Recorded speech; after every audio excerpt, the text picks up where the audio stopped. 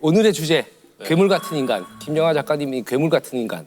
문학 속에서도 괴물 이런 게 네, 많이 있죠. 문학은 괴물하고 이제 친하죠. 근데 괴물은 저는 굳이 정의를 내린다면 우리가 아직 미처 잘 알지 못하는 존재.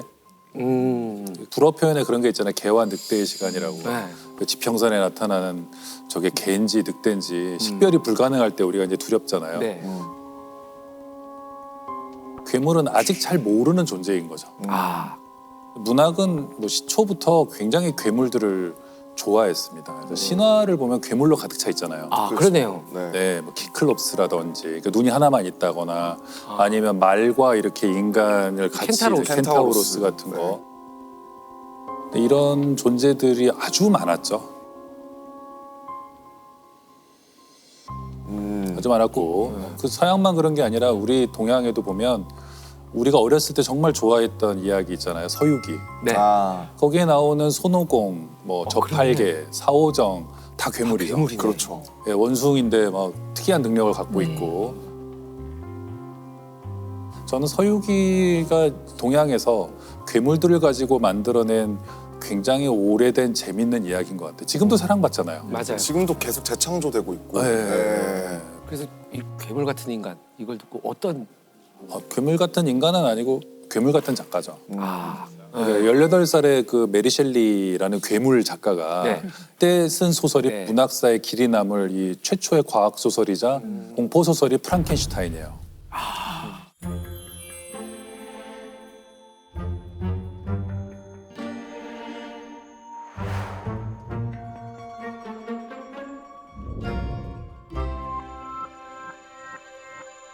그러니까 1797년에 영국에서 한 여자아이가 태어나요.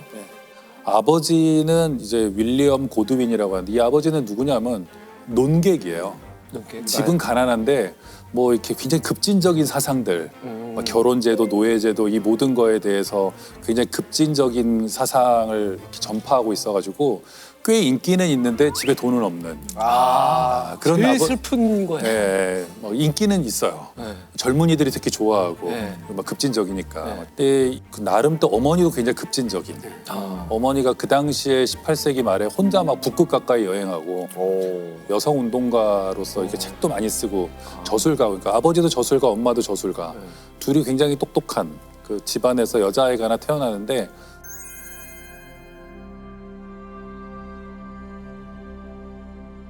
자기 아버지 제자가 되겠다고 찾아온 대학생이 있었던 거예요. 귀족 가문의 네. 아들인데 퍼시 비시 셀리. 얘가 한 21살쯤 됐을 거예요. 이 남자가. 네. 그리고 그때 이 여자아이는 16살. 그때 둘이 만나자마자 서로의 재능을 다 알아봐요. 얘는 위대한 시인이 될 것 같다. 또 얘는 굉장히 엄청난 여성이다라는 걸 알게 되죠. I'm Percy Bysshe Shelley. I'm Mary Wollstonecraft Godwin. 그 둘이 그래서 바로 이제 사랑을 시작하는데 그러고 나서는 집에서 뭐 반대하고 뭐 어쩌고 이러니까 둘이 유럽으로 튀어요. 유럽으로 뭔가 튀니까. 굉장히 전반적으로 급진적이네요. 네. 게다가 그 21살짜리 그 남자 그 귀족 집안의 아들은 유부남이었던 거예요. 아이고 사고네. 네. 그랬는데 이 유럽으로 가서 아이를 낳게 되거든요. 그때가 한 17살에 첫 아이를 낳지만 그 아이가 바로 죽어요. 그런 일을 겪으면서도 계속 그 남자와 연인과 유럽을 여행하다가 그 다음에 그러니까 한 18살쯤 됐을 때 당시의 스타 시인이었던 바이런과 바이런. 예.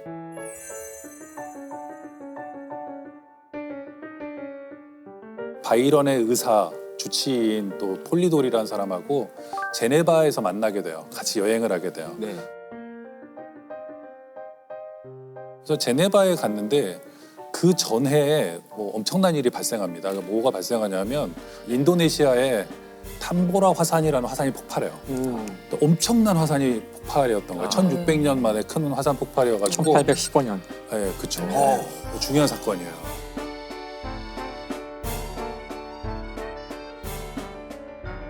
중요한 사건이에요. 굉장히 중요한 사건이에요. 예. 그래요? 나는 전 몰랐어요. 무슨 화산이요? 특히 요새 기후 위기와 관련해가지고도 많이 언급되는 건데 몇 년 전에 아이슬란드의 화산이 폭발해가지고 네. 유럽에 비행기가 못 떴잖아요. 떴었죠. 그런 것처럼 그거보다 훨씬 큰 규모였기 때문에 이게 그 다음 해쯤에 유럽을 덮어요. 그래서 유럽은 여름이 없던 해로 기록되고 계속 비만 내리고 여름인데 봄보다 더 추워요. 야. 왜 차가웠죠? 그 화산재 때문에. 화산재가 제가 지구를 덮어버린. 덮어서요. 아, 그게 지구를 덮을 정도였던 거예요? 그렇죠. 그 정도로 아마 엄청난 폭발이었어요. 최고로 큰 화산 중에 하나예요. 기록에 남아 있는. 이런 날씨가 계속될 때 제네바에 있었던 거예요. 이 메리 셸리와 퍼시 비시 셸리, 바이런 경이 어느 별장 같은 데 이제 모여가지고 너무 음산하잖아요. 춥고 막 너무 음산해가지고 뭐 할 것도 없다 그래가지고 유령 소설을 빌려다가 같이 이렇게 읽어요. 네. 유령 얘기 같은 거 읽기 좋잖아요. 안 그럴 그래도 때. 음산한데. 그래도 음산한데 비만 맨날 오고 춥고 딱이네. 그래서 이게 유령 소설을 읽는데 바이런 경인가가 누가 제안을 해요. 우리도 유령 얘기를 하나씩 써보자. 그래가지고는 좋다고 이제 사람들이 쓰기 시작하는데 거기서 문학사의 중요한 두 개의 이야기가 시작돼요. 오. 그 바이런의 주치 폴리돌이라는 사람도 20대 초반의 의사인데 이 사람이 최초로 흡혈귀 이야기를 써요. 뱀파이어.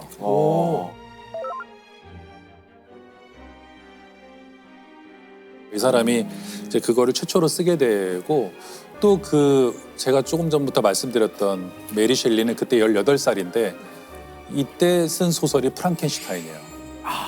프랑켄슈타인 얘기를 그때 착상을 해서 20살의 문학사의 길이 남을 이 최초의 과학 소설이자 공포 소설 그리고 가장 유명한 괴물 캐릭터 중에 하나잖아요. 네. 프랑켄슈타인. 지금도 소비되고 있죠. 그렇죠. 네. 지금도 뭐만 하면 프랑켄슈타인 같다 맞아요. 이렇게 얘기를 할 정도로 네. 괴물 같은 작가죠. 그렇네요. 그러네요. 18살에. 근데 무슨 내용이었죠? 그 캐릭터밖에 기억이 안 나서. 이게 그 영화로 많은 사람들이 프랑켄슈타인을 접했기 때문에 네. 굉장히 왜곡된 이미지가 많아요. 이렇게 막 일단 얼굴이 이상하게 생기고 맞아요. 느리게 막 걸어다니고 네. 이렇게 약간 둔하고 맞아요. 덩치는 바보 크고 같고 그런데 근데 이게 이름이 없어요. 프랑켄슈타인이 만든 괴물인 거죠. 근데 아.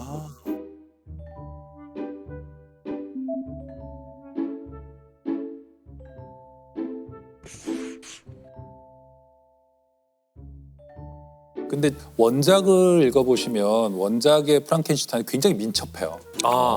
약간 요즘은 슈퍼히어로 같은 느낌이에요. 동해번쩍 서해번쩍하고 예, 그냥 날아다닌다고 느낌이 들 정도로 그냥 빠르고 막 이래요.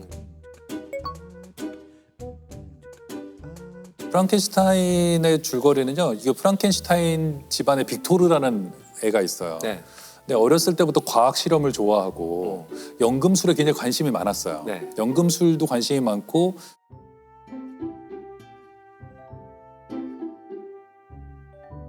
그러다가 얘가 대학을 갑니다. 뭐 잉골슈타트라는 대학에 가서 네. 그래서 좀 제대로 화학도 배우고 여러 가지 해부학도 배우고 막 이렇게 배우게 되면서 얘가 어느 순간 자기가 이게 생명을 창조할 수 있다는 생각을 하게 되죠. 그래서 아무한테도 얘기하지 않고 몰래 이렇게 시체 해부소 같은 데서 이렇게 묘지 같은 데서 가지고 와서 만들게 되고 몇 년의 각고의 노력 끝에 살아 움직이는 어떤 생명체를 만들게 되죠.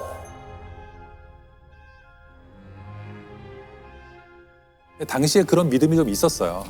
죽은 개구리에게 막 전기 통하게 하면 막 그렇죠. 개구리가 막 깨어나고. 근데 왜 하필 그 전기로 살아날 수 있다고 생각을 한 걸까요?